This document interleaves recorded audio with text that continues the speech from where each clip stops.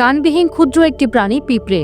কান না থাকলেও অন্যান্য প্রাণীর মতোই পিঁপড়েরাও একে অপরের সঙ্গে যোগাযোগ স্থাপন করে, তবে তাদের যোগাযোগের পদ্ধতিটাও একটু ভিন্ন ধাঁচের। পিঁপড়েরা একে অপরের সাথে কথা বলার জন্য শব্দের পরিবর্তে গন্ধ ব্যবহার করে, আর এই গন্ধটি ফেরোমন নামে পরিচিত। ফেরোমন হলো এক ধরনের রাসায়নিক পথ নির্দেশক। খাবারের খোঁজে যাওয়ার সময় পিঁপড়েরা সারা পথে এই হরমোন ছড়িয়ে রাখে। পিঁপড়েরা পরস্পরের সঙ্গে এই ফেরোমনের মাধ্যমে কথা বলে বা যোগাযোগ রাখে। সুগন্ধি এই হরমোন থাকে পিঁপড়ের শরীরের পেছনের দিকে, হুলের ঠিক নিচে। পিঁপড়েরা যখন চলে তখন তার হুল মাটি স্পর্শ করে চলে।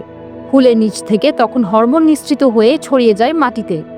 আর পেছনের পিঁপড়াগুলো এই গন্ধ শুকে আগের জনের দেখানো পথ অনুসরণ করে। পিঁপড়েরা সবচেয়ে কাছের পথটা আন্দাজ করার জন্য ফেরোমনের এই বৈশিষ্ট্যটাকে কাজে লাগায়। খাবারের দূরত্ব যত বেশি, ফেরোমনের গন্ধ তত দুর্বল। তবুও পিঁপড়েরা সবচেয়ে কড়া গন্ধটাই অনুসরণ করে, যা তাদের দ্রুত সামনের দিকে এগিয়ে যেতে সাহায্য করে। এছাড়াও পিঁপড়ের হাঁটু এবং পায়ে রয়েছে বিশেষ এক ধরনের সেন্সিং ভাইব্রেশন, যার মাধ্যমে তারা আশেপাশের পরিস্থিতি সম্পর্কে ধারণা নিতে পারে। প্রাণীজগতের অদ্ভুত সব তথ্য সম্পর্কে জানতে সাবস্ক্রাইব করুন। ধন্যবাদ।